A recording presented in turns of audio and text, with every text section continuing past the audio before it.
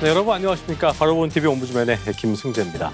지난주 오연합뉴스 TV에서는 민주당이 제기한 계엄령 준비 의혹설 공방과 함께 정부가 올해 국군의 날을 임시 공휴일로 지정했다는 소식까지 다양한 뉴스들을 보도해드린 바 있는데요. 먼저 지난주 주요 뉴스부터 정리해 보겠습니다.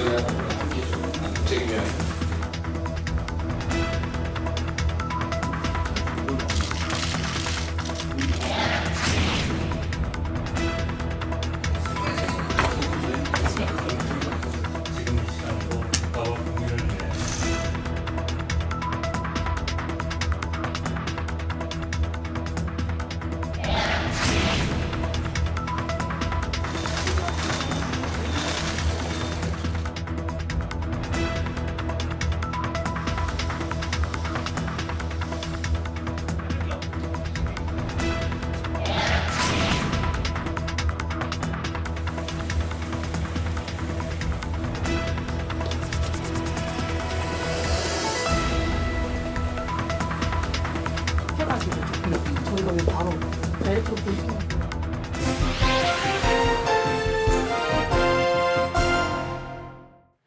한 주간 보도 내용을 짚어보는 연합뉴스 TV를 말한다. 안지연입니다. 학업을 중단하고 검정고시를 선택하는 10대 학생들이 증가하고 있습니다. 이들이 학교를 떠나는 데에는 다양한 원인이 있지만 가장 많이 언급되는 것이 바로 입시를 위한 결정이라는 것입니다. 최근에는 이 같은 현상이 심화되고 있다고 하는데요. 지난달 30일에 보도된 뉴스리뷰의 보도 내용을 살펴보겠습니다. 보도는 올해 고졸 검정고시에 응시한 10대 학생 수가 역대 최다를 기록했다고 전했습니다. 보도는 교육부의 자료를 인용해 13세에서 19세 학생 중 33,286명이 응시했고 이는 약 3,200명 증가한 수치라고 밝혔습니다. 정시 모집 확대로 수능에 집중하려는 학생들이 늘어났고 수시 모집에서 내신의 영향력이 증가했다는 점도 이러한 현상에 영향을 미쳤다고 전문가들은 주장했습니다. 특히 보도에서는 의대 열풍까지 더해져 앞으로도 이 추세가 계속될 것이란 전망이 나온다고 전했습니다. 보도는 10대 학생들의 검정고시 응시율 증가와 그 배경을 분석했습니다. 교육부의 자료를 인용해 시청자들이 이러한 현상을 명확히 이해하도록 도왔습니다. 또한 교육 전문가들의 견해를 통해 정시 확대와 의대 진학 열풍이 어떤 영향을 미쳤는지를 설명해 시청자들이 이 현상의 배경을 충분히 파악할 수 있게 했다는 점도 긍정적으로 평가됩니다. 하지만 몇 가지 아쉬운 점도 있었는데요. 보도는 검정고시 응시율 증가 현상을 정시 확대와 의대 열풍에만 초점을 맞췄다는 것입니다. 입시 당사자인 학생들은 이러한 현상에 대해 어떤 의견을 가지고 있는지 이를 바라보는 교육 현장의 입장 등을 다루지 않아 다각도로 현상을 해석하는 데에는 한계가 있습니다. 더욱이 보도는 입시제도 변화에 초점을 맞춰 이러한 현상을 소개했는데요. 이러한 변화에 대한 대안이나 정책적 제언이 제시되지 않았다는 점도 아쉬움으로 남습니다. 추후 관련 보도에서는 현상을 다방면으로 살펴보고 분석할 수 있는 내용이 전달되길 바랍니다. 최근 딥페이크 성범죄에 대한 문제가 지속적으로 제기되면서 이와 관련된 보도가 이어지고 있습니다. 특히 우리나라의 경우 이 문제에 가장 취약한 국가로 지목되었는데요. 이에 대응하기 위해 정부와 경찰이 적극적인 조치를 취하고 있습니다. 한편 경찰은 딥페이크 성범죄 방조 혐의로 텔레그램 법인에 대한 내사에 착수했는데요. 지난주 연합뉴스 TV에서는 이에 대한 내용을 다뤘습니다. 먼저 지난 30일 뉴스 현장에서는 전 세계에서 딥페이크 성범죄에 가장 취약한 국가로 한국이 지목되었다고 전했습니다. 성착취물 사이트와 유튜브 등 동영상 공유 플랫폼에 올라온 영상물을 분석한 결과 전 세계 딥페이크 성범죄 피해자의 절반 이상이 한국인이며 대부분 여성 연예인들이 피해자인 상황이라고 설명했습니다. 외신들은 한국을 텔레그램을 통한 딥페이크 음란물 유포의 진앙지로 지목하는 등 한국이 딥페이크 범죄 비상사태에 직면했음을 진단했다고 덧붙였습니다. 이에 대해 방송통신심의위원회는 국내 주요 포털 사이트와 글로벌 온라인 플랫폼 사업자들과 협력해 음란물의 신속한 삭제 및 차단 조치를 강화할 계획을 밝혔다고 전했습니다. 이와 함께 경찰이 성착취물의 온상이 된 텔레그램에 대한 내사에 착수했다는 보도도 살펴볼 수 있었는데요. 지난 2일 뉴스프라임의 보도에 따르면 경찰은 딥페이크 음란물이 빠르게 확산되자 텔레그램이 성범죄를 방조했는지 여부를 조사 중이라고 전했습니다. 또한 딥페이크 성범죄가 급속도로 확산되고 있는 만큼 국제공조를 통해 텔레그램 수사에 나설 방법을 찾겠다는 방침을 세웠다고 전했는데요. 그럼에도 불구하고 일부 가해자들은 대수롭지 않다는 반응을 온라인 커뮤니티에 공유하고 있다고 설명했습니다. 이러한 점에서 법적 규제와 함께 법 개정의 필요성과 플랫폼 관리 책임 강화에 대한 목소리가 커지고 있다고 덧붙였습니다. 이번 보도를 통해 딥페이크 성범죄의 심각성과 플랫폼의 역할 및 책임이 강조되었습니다. 특히 텔레그램을 상대로 한 경찰의 내사 착수는 플랫폼이 단순 기술 이용을 위한 도구를 넘어 범죄 확산 방조에 대한 법적 책임과 법적 규제 강화의 필요성을 제기한 것으로 볼 수 있습니다. 보도는 딥페이크라는 기술을 활용해 범죄가 확산되는 과정에서 플랫폼과 가해자 모두 책임을 피할 수 없을 것이라는 메시지를 전달했는데요. 이는 딥페이크 성범죄 차단을 위한 강력한 법적 조치의 필요성을 시사하고 피해자 보호를 위한 국제공조의 중요성도 함께 강조했습니다. 다만 보도에서는 법적 규제와 국제공조의 필요성에 대해 언급했다는 점은 긍정적으로 평가되지만 법적 대응과 관련된 구체적인 설명이 부족했다는 점은 아쉽게 느껴집니다. 추후 관련 보도에서는 법적 기술적 대책을 구체적으로 다룬다면 시청자들에게 더 깊이 있는 정보를 제공할 수 있을 것으로 생각됩니다. 최근 발생한 땅 꺼짐 사고로 인해 시민들의 불안이 높아지고 있습니다. 사고 원인으로는 상하수관 손상과 토목공사의 부실이 지목되었는데요. 반복되는 사고로 인해 관리 시스템의 개선과 시민들의 안전 보장을 위한 대책 마련의 필요성이 대두되고 있는 상황입니다. 지난달 31일 뉴스잇에서는 이에 대한 내용을 살펴봤습니다. 보도는 땅 꺼짐 사고의 원인과 도시 기반 시설의 점검 및 유지가 필요하다는 내용을 전했습니다. 보도에 따르면 성산로에서 발생한 땅 꺼짐 사고로 차량이 빠져 운전자 등 2명이 크게 다쳤고 하루 뒤 불과 30m 떨어진 곳에서도 집안 침하가 발생했는데요. 두 지역 모두 서울시의 정기점검 당시에는 특이 사항이 없었던 것으로 나타났다고 덧붙였습니다. 보도에서는 2019년부터 지난해까지 전국에서 957건의 땅 꺼짐이 발생했고 그 가운데 경기도가 197건, 광주 122건, 부산 85건 순으로 많았다고 설명하면서 상하수관 손상과 토목공사 등이 주요 원인으로 지목된다고 설명했습니다. 이에 대해 꾸준한 관리와 토목공사 시 안전관리 규정 강화의 필요성과 배수시설 누설, 매설물 손상도 원인으로 지목되는 만큼 지자체의 수시점검 등의 관리 강화, 도로의 집안 침하 전조 증상에 대한 전문가들의 의견을 덧붙였습니다. 보도는 땅 꺼짐 사고를 통해 도시 인프라 관리의 중요성을 강조했습니다. 사고 현장과 관련된 통계 자료를 활용해 시청자들이 상황을 보다 쉽게 이해할 수 있도록 도왔고 전문가의 의견을 통해 안전관리 규정의 중요성과 해결을 위한 방향을 제시했다는 점이 긍정적으로 평가됩니다. 특히 사고 원인으로 상하수관 손상과 배수시설 누수를 지목하며 시청자들에게 이를 명확하게 전달했는데요. 이를 통해 시청자들에게 사고의 심각성을 인식시키는 데 중요한 역할을 한 것으로 볼 수 있습니다.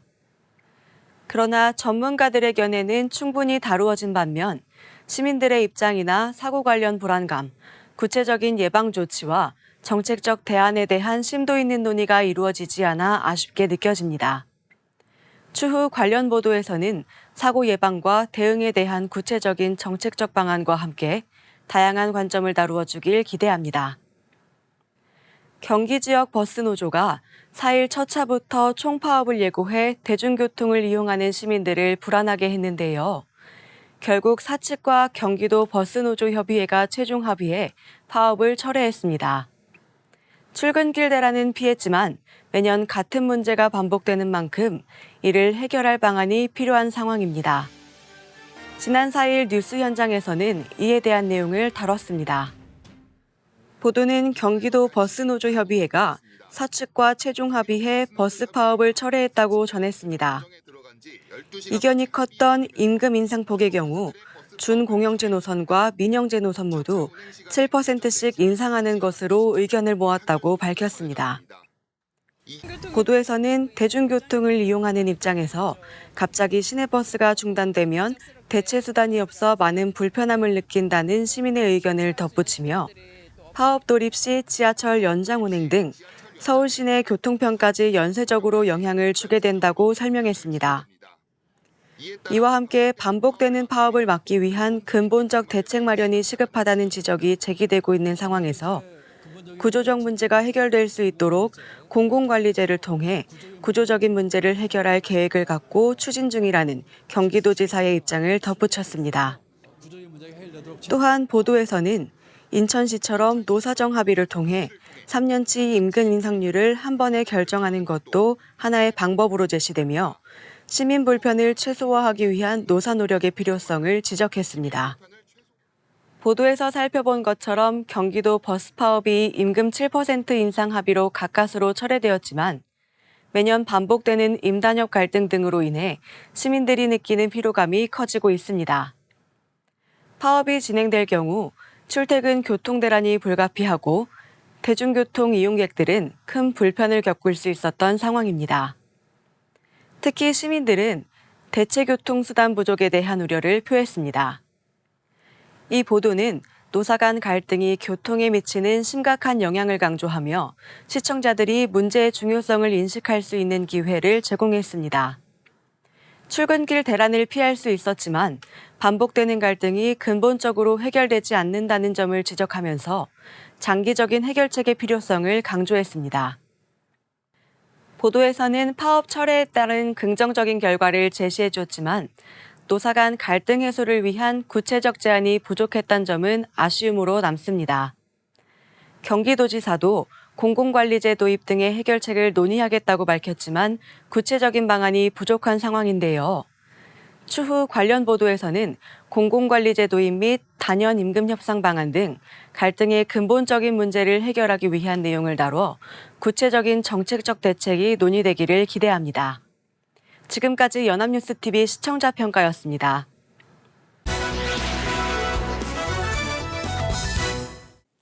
네, 이번 시간은 주말에 방영되는 제작 프로그램을 대학생의 시선으로 분석하고 평가해보는 시간이죠. 캠퍼스TV 리포트입니다. 이번 주에는 중앙대학교 임가연 학생과 함께하겠습니다. 어서 오십시오. 안녕하세요. 네, 가연 학생 지난주 어떤 프로그램 모니터링했습니까? 네, 저는 매주 토요일에 방송되는 연중기획 하모니를 모니터링했습니다. 지난 방송에서는 13년 전 처음 청량으로 온 중국대 효람 씨와 인용 씨 부부의 귀농 생활과 직접 기른 농작물을 직접 판매하기까지 아이들에게 자급자족의 기쁨을 알려주는 이들만의 남다른 교육 방식을 담았습니다. 그럼 자세한 모니터링 내용 지금부터 함께 보시죠.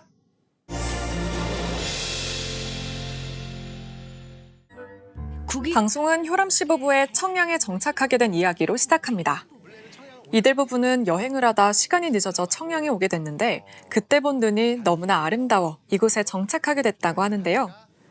설경과 시골의 여유로움에 반해 시작한 한중 부부의 귀농 생활. 13년이라는 시간 동안 심고 싶은 농작물을 각자 마음껏 심으며 나름대로의 노하우를 만들어갔다고 합니다. 부부가 가장 심혈을 기울이는 식물은 가을 수확을 앞둔 구기자. 구기자는 부부의 비닐하우스 평수의 절반 이상을 차지하고 있었습니다. 힘들게 일한 뒤 먹는 새참의 참맛도 알게 됐다고 하는데요.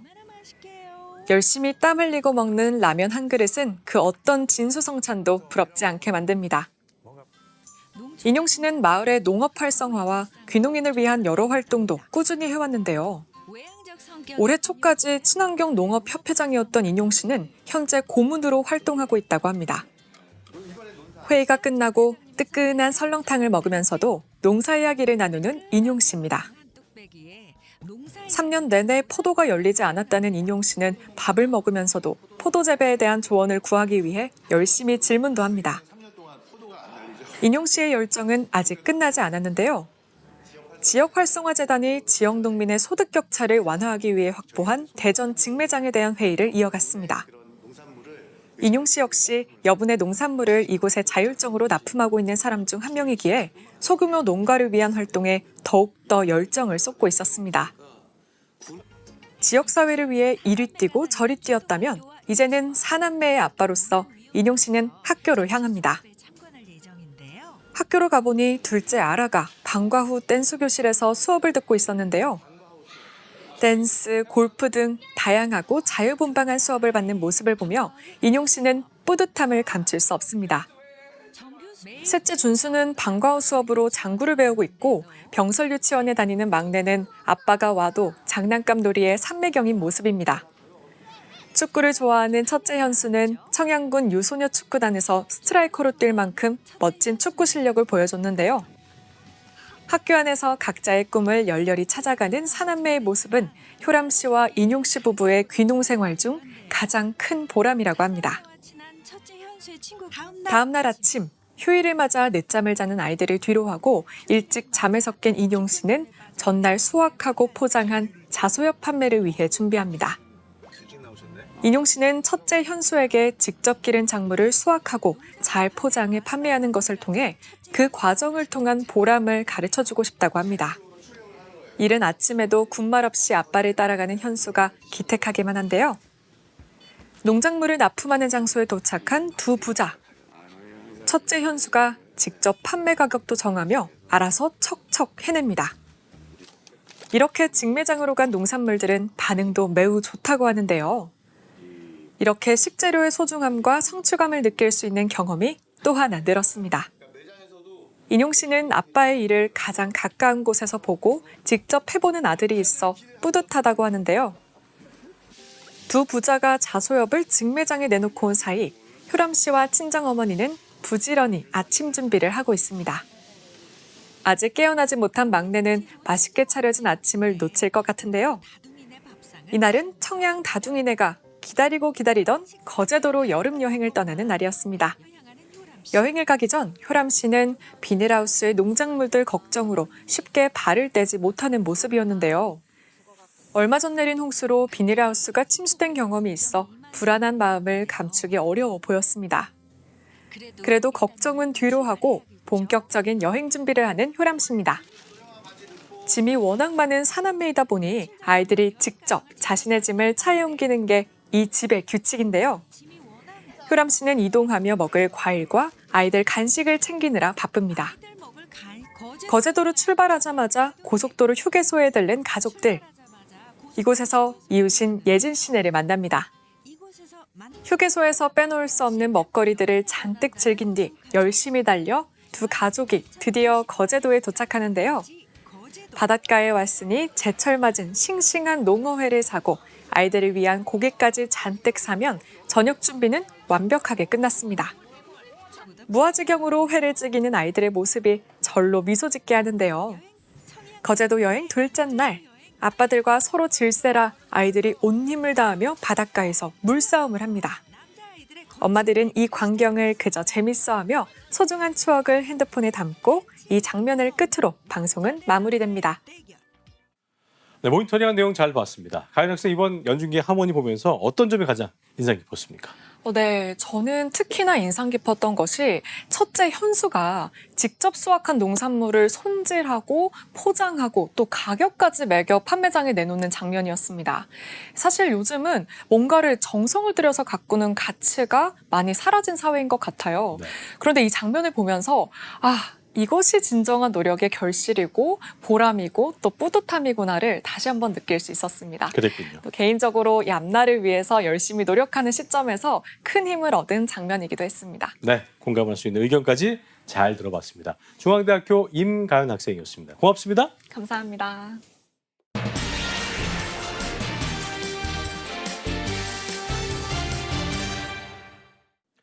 인명피해가 발생한 사건, 사고들을 보면 왜 미리미리 대비를 하지 못했을까라는 아쉬운 마음이 늘 드는데요.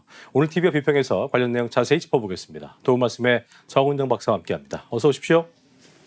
안녕하세요. 자, 지난달 22일이었습니다. 경기 부천시 한 호텔에서 화재가 발생했는데 인명피해가 컸었죠. 7명 사망에 12명 부상이었는데요. 화재 이후에 피해자들의 사연 등이 전해지면서 안타까움을 더했는데요. 먼저 이번 화재의 개요부터 좀 짚어주시죠. 네, 경기도 소방재난본부에 따르면 8월 22일 오후 7시 39분경 부천시 원미구 중동에 위치한 9층짜리 호텔 8층에서 불이 났습니다. 이 사고로 투숙객 7명이 숨지고 12명이 다쳤는데요. 네. 사망자 중 2명은 불길을 피해 8층 객실에서 호텔 외부 1층에 설치된 소방 에어매트로 뛰어내리다 에어매트가 뒤집어지며 목숨을 잃어 안타까움을 더했습니다. 네. 화재 원인은 객실 에어컨 누전, 즉 전기적 요인으로 인한 발화로 추정하고 있습니다. 발화 지점인 810호에 투숙하려던 손님이 에어컨에서 탁탁 소리와 타는 냄새가 나자 방을 바꾸기 위해 나간 사이 에어컨에서 불똥이 떨어져 소파와 침대에 옮겨 붙었다고 하는데요. 네. 당시 객실 문이 열려 있었고 스프링클러도 없어 유독가스가 순식간에 퍼지고 말았습니다. 동아일보는 소방당국으로부터 확보한 발화 과정 CCTV 장면을 분석해 불이 난 지 83초 만에 복도가 연기로 가득 찼다고 보도한 바 있습니다. 예. 언론은 이후 발인식 소식을 전하며 희생자들의 사연을 전했습니다. 화재 희생자 중에는 결혼을 앞두고 있던 예비 신혼부부도 있었는데요.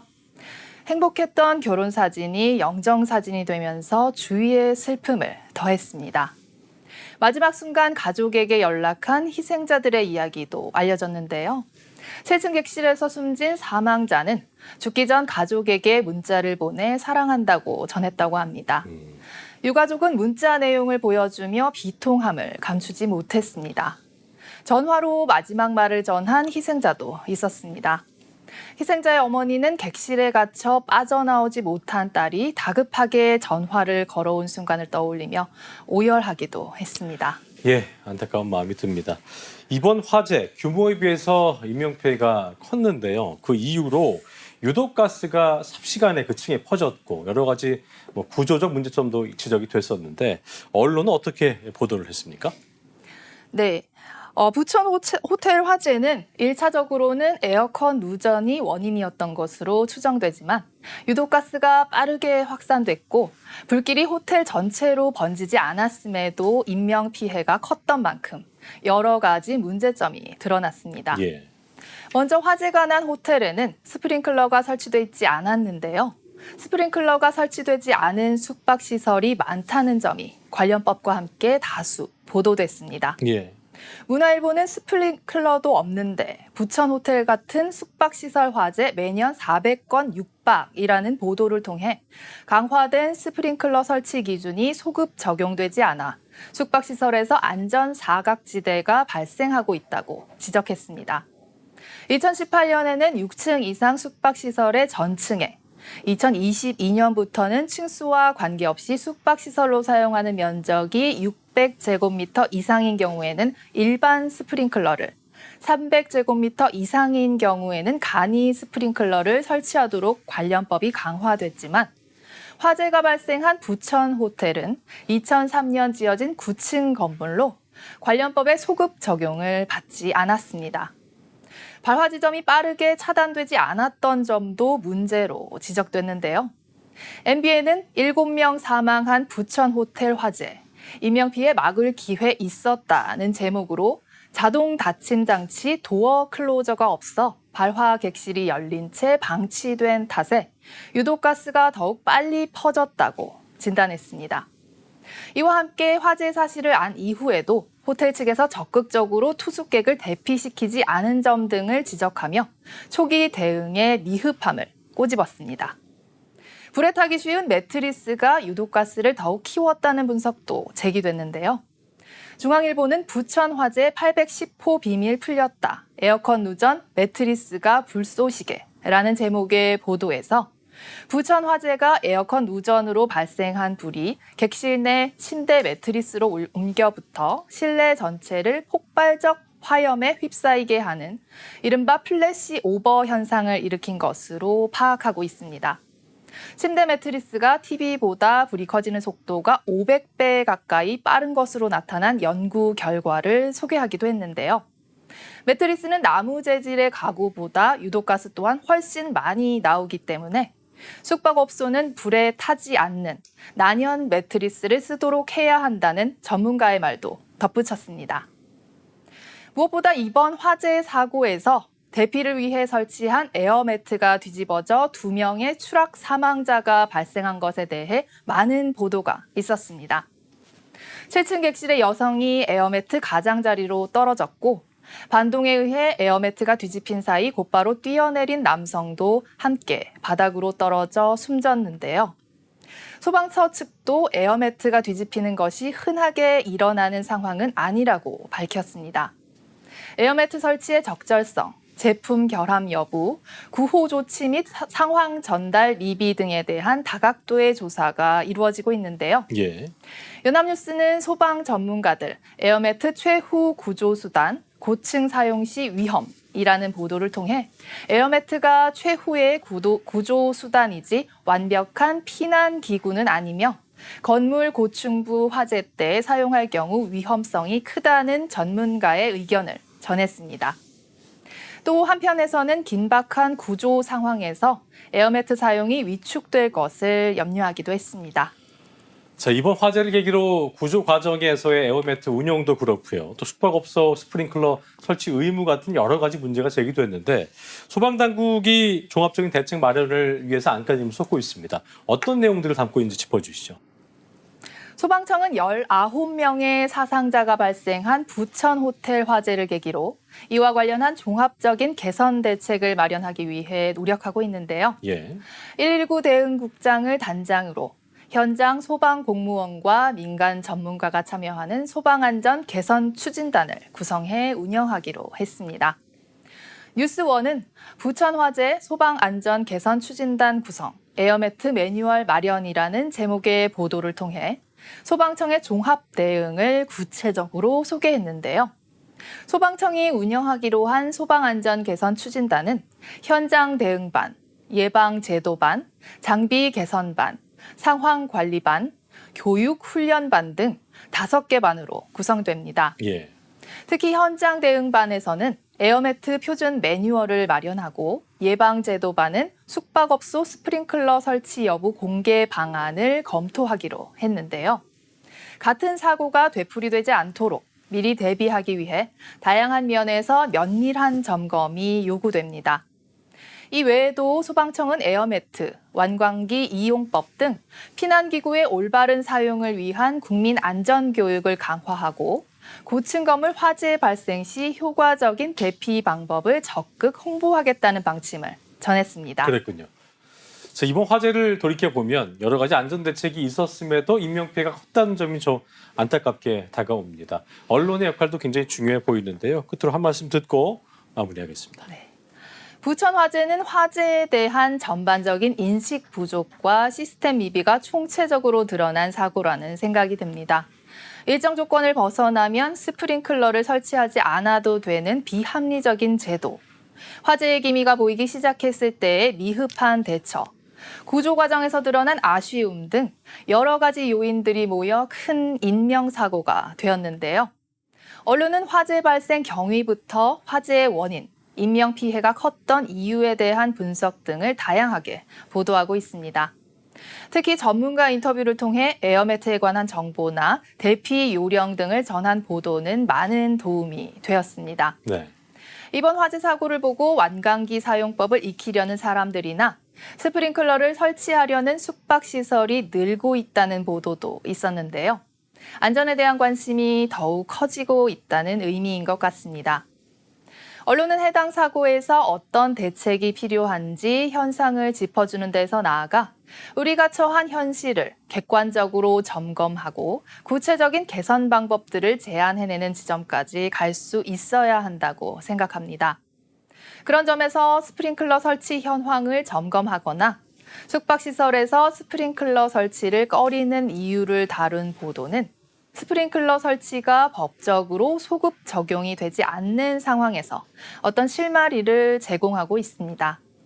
하지만 언론이 매번 반복되는 지적에만 그칠 것이 아니라 실질적으로 제도와 현실을 바꿀 수 있는 방법을 더욱 고민하고 펼쳐 보여주기를 기대합니다. 네, 언론이 기억해야 할 내용까지 정은정 박사와 함께했습니다. 오늘 말씀 고맙습니다.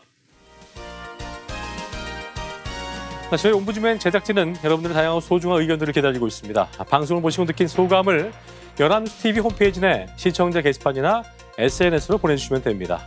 저희는 다음 주 시간 다시 인사드리죠. 여러분 고맙습니다.